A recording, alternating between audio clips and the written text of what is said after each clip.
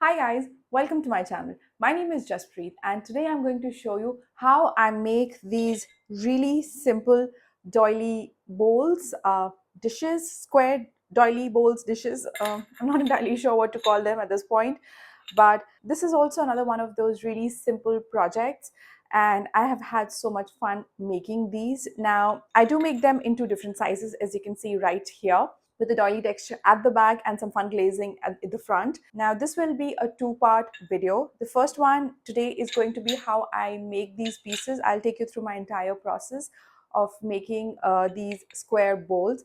Now this is one of those projects where you don't need any special templates or tools. All you need is a flat slab of clay, some texture tool, and your very basic tools for clay. That's about it. There's no fancy templates, there's no fancy forms or molds and things like that. So this is one of those projects where you just don't need anything fancy or anything special. And honestly, I was really surprised with the end result, with the way they turned out, especially with this brown clay. I think they turned out really well. I really love the overall look of these. So that's my plan for this video. Let's just get started. Okay, so here's my slab. This is recycled clay, and that's why you see a mix of couple of different colors. That's because there's white clay and a slightly darker clay, like light brown clay. And since they both fire to the same temperature, I did put them in the same bucket and recycle them. And for this project, it's okay. I don't think the two different colors would be a problem. I don't think the white's going to show up, to be honest, because this is mostly the darker clay, but we'll see. So I'm just compressing the clay as usual. This was rolled to a 1/4 of an inch um, thickness, but I did slam it a couple of times on my board to thin it down a tiny bit because I'm making smaller dishes. I'm not making really big dishes. So, should be okay. Just compressing it. I like slightly delicate and thinner pots. That's just a preference. There's no other reason for it. Uh, yeah, this is really soft clay because it was still really soft when I wedged it up.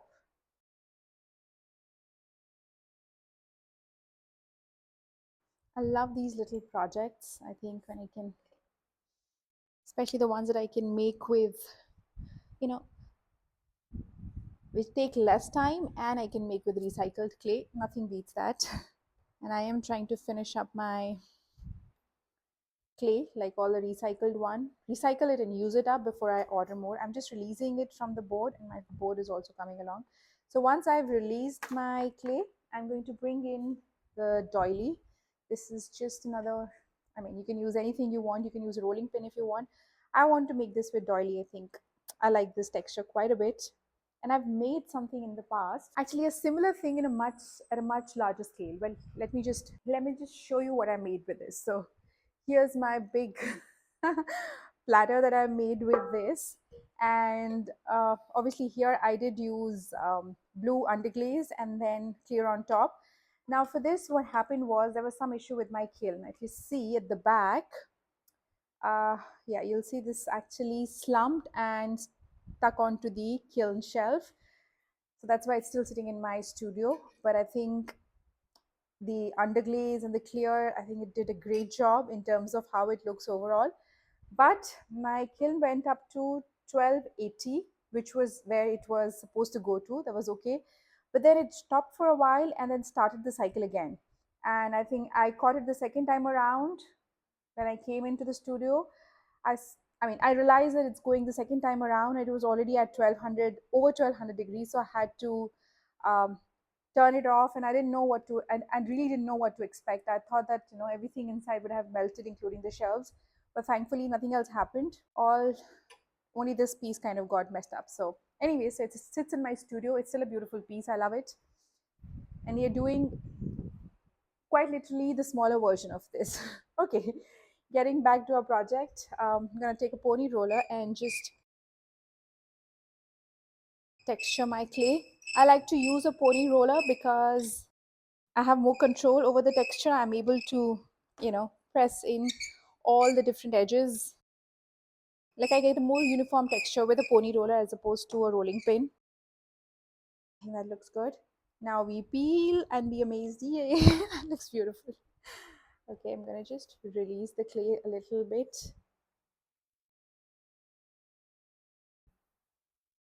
And I'm being very careful how I release my clay. Okay, I'm gonna add some texture on this side as well.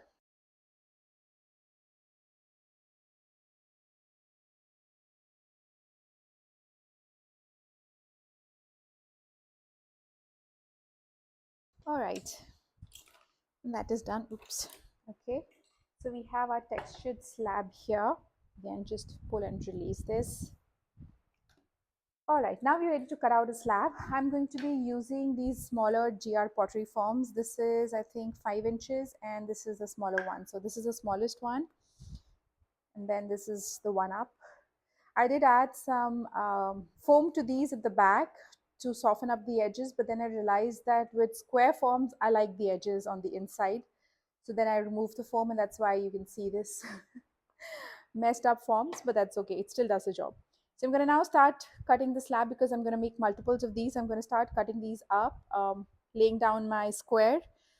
If you don't really need these forms, to be honest, I mean, if you can just cut out a 5-inch square, that'll do the same job. You don't need these forms. So I'm just using them as a guide to cut out my slab. That's all. You can cut out a 5-inch and a 3.5-inch. I think the other one is 3.5-inch square, and go from there to make these little dishes.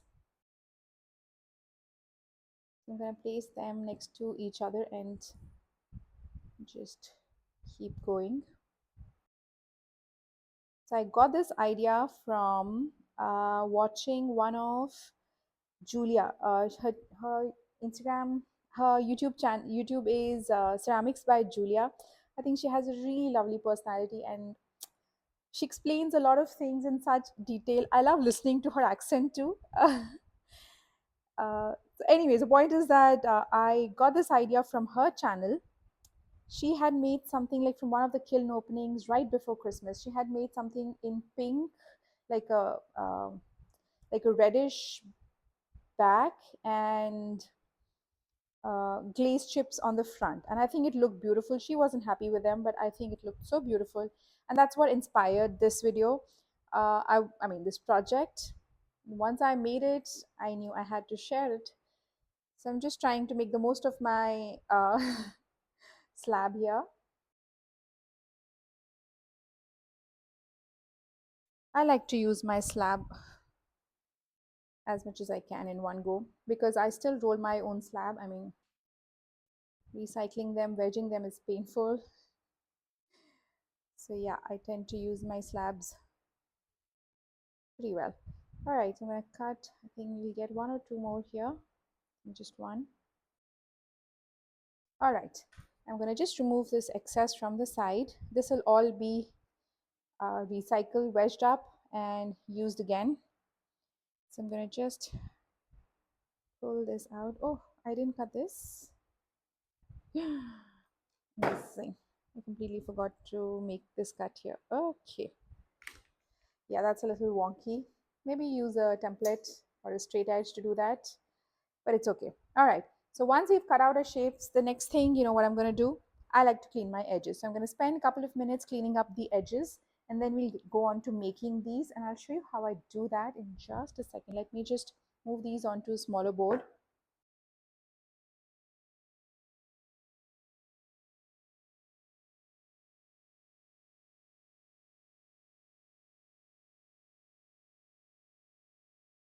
Okay, so what we're going to do is here is our slab. I'm going to just take damp sponge, damp fingers, and just go over the edge. Can you see how beautiful this looks? Like just a clean rim. So I'm going to do this uh, all across on all the slabs. Turn it around, both the inside and the outside. I mentioned this, several times in the past as well. I like rounded off edges. If you like that square edge, you don't need to do this. Just clean off so that there are no sharp edges, that's all. But I like my smooth edges. So I'm going to do this with all of these. And there's no need for you to sit and watch all of these. I'll take you to the next step right after I'm done.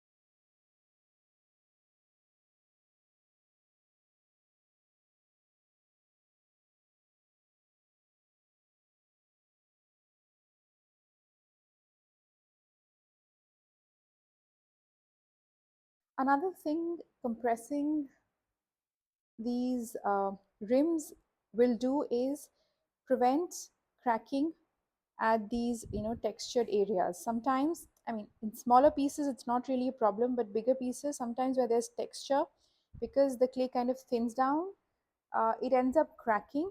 So when you kind of smooth it all out, you're just getting rid of that texture and making it more or less uniform. It helps with the cracking.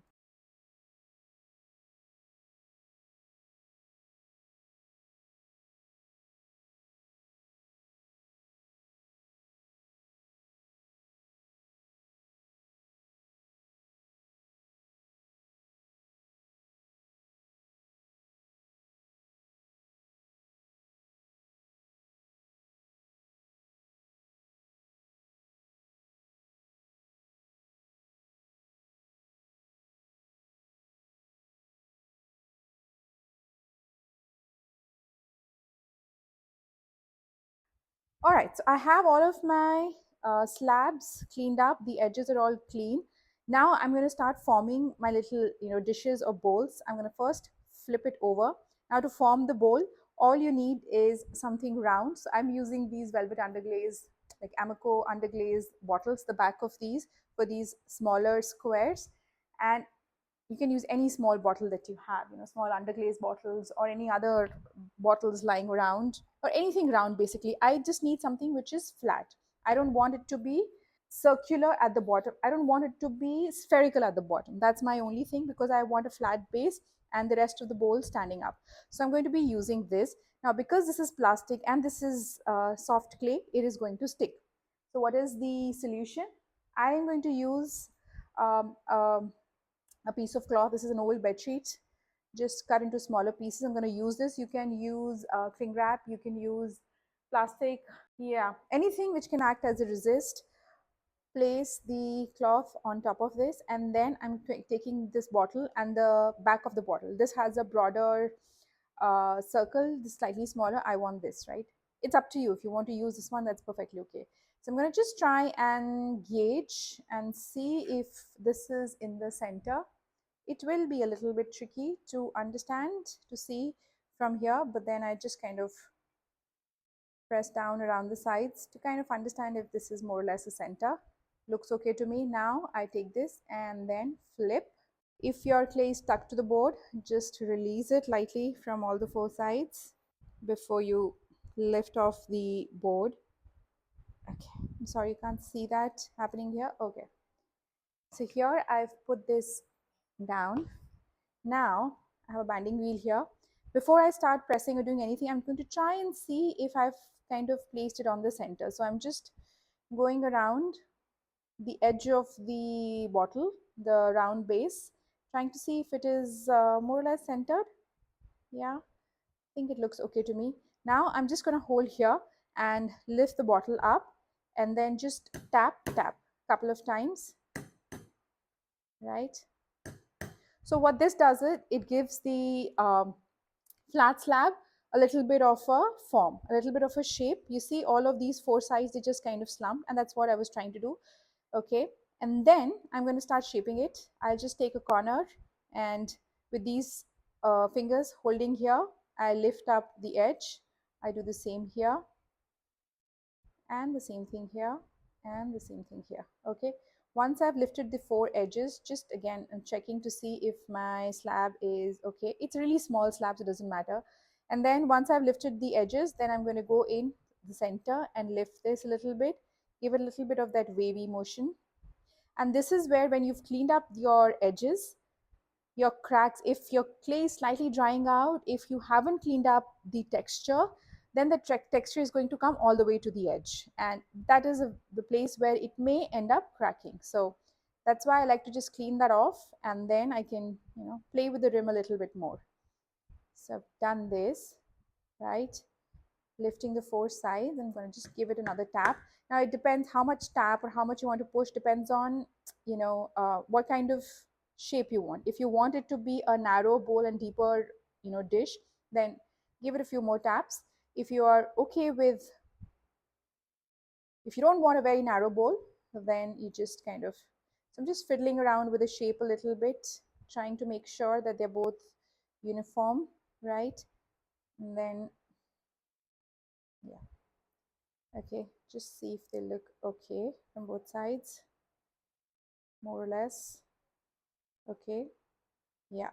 Now I'm going to let it set up before I turn it around, and I'm going to add my little signature, this little chop that I've made. It's a best seal, and there it goes.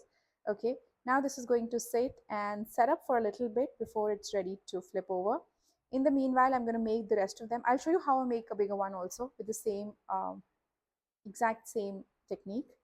So yeah, I can fuss around with this for a long time. Let me just move this out of the way. All right, on to this one. Just have to remember that the texture side is facing down because I want the texture on the outside. Because of the way the bowl is, the dish is, you're going to see the texture on the outside, and the plane is on the inside because you want to do some kind of fun glazing on the inside with a few drips and different colors. So this comes here. Again, I'm going to take a piece of cloth.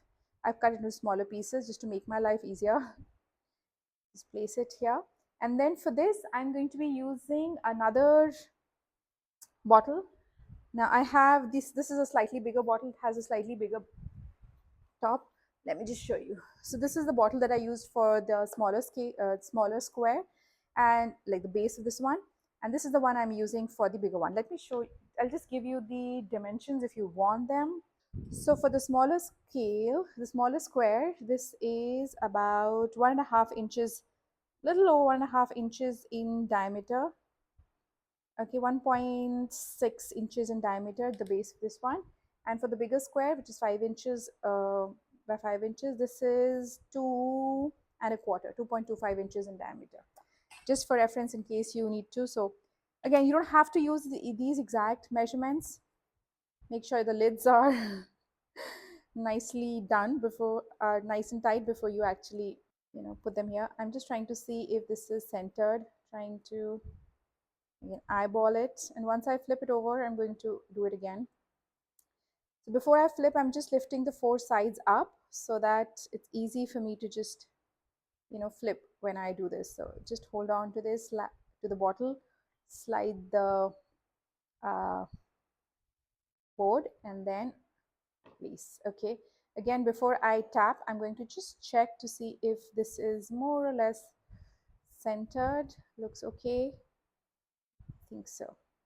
Okay, once you are okay with that, happy with the way it is sitting, then just hold on to the clay from the center and then lift your bottle and you go tap tap a couple of times, right? Okay, so a couple of taps, and now you can see that the clay has slumped. That's step one. Now I start making these fun rims, lifting the clay up from the sides. Okay, and then once the four corners are done, then I go in between those two corners and lift up the uh, clay here. You don't have to do this exact same thing. I mean, this is just how I like my shape. But if your clay is too soft and floppy, let it set up a little bit and then you can go in and shape it, right? So don't worry if you're not able to shape your clay right away. If it's too floppy at the moment, you can always go back in and shape it a little later. So I'm just, yeah, done. Again, I will let this set up for some time before I flip it over. In the meanwhile, I'm going to make the rest of them and I'll show you what they look like towards the end. All right, so I have a couple of these which have stiffened up enough for me to flip them over. So I'm going to just bring in a board. Actually, I don't need this for the smaller one. So just kind of lift and see if it's not moving too much. It means you can just, flip it over. So just bring it here. And that's your little doily, square doily bowl. If you want at this stage, so a few things I'm going to do. One is just to kind of clean up the bottom because you placed it on the base, which had a little bit of this ridge. So that's kind of got transferred. So I'm going to just push this in and smoothen it out. Okay, that's step one. And the other thing is, if you want to, you can shape your piece a little bit more while it's here, how you want it. After drying and after glazing, they're going to shrink quite a bit. They're going to be much smaller. They'll mostly be like chili oil kind of dip dish, chili oil or vinegar dip dish, that kind of a thing. But so this is what it looks like. You can shape it a little bit here. Oh, that's so cute. All right, this is done. Let's bring the other one. For this, I am going to place a board at the back, and then lift the bottle, remove the bottle, and here you go. Here's the other one. Let me show you. Right. I'm going to just, if you want at this stage, just, you know, lift up the bowl a little bit, shape it to the way you want it. In this case, the base is pretty clean, so I'm not too bothered about that. But yeah, now I let us set up a little bit more before I go over the edges one last time, because I can see a little bit of unevenness and all of these marks here. And if you know me, you know that I like nice smooth edges. So I'm going to just take this white sponge. I know it doesn't look white, but this is a sponge from Mud Tools. And because this clay has grog, I'm going to use this to, or you can use your fingers. If you don't have that sponge, that's okay. Just use damp fingers. I think they work the best. And you clean off the edges. Just spend a couple of minutes here. Like I can see a little bit of unevenness here. Any marks, you can just take care of them right here. Now I will dry this slowly under a plastic. So the weather these days is quite nice. It's kind of rainy, cloudy, so it's not as hot. It is quite humid, but I'm just going to still dry it under a plastic for a couple of days at least, 4 to 5 days. And then let it dry all the way outside. Now, because these have really small bases, if you want, you can just put your, bottles back in and let them dry slowly. But I think I'm going to let them dry without any weights on top. Just press the bases onto these boards and then not move them. And that's it. This is what they look like. This cute little project. Let me just see if I can lift this off. Yeah, this is what it looks like from the back. It's too cute. And then we'll glaze this, and that's the fun part, the glazing. You can do all kinds of different colors, uh, some drippy things on the inside without the worry of glaze dripping all the way. So once I'm on to the glazing, I'll record the process and share that as well with you. I hope you enjoyed this class, and I will see you next week with another project. Bye.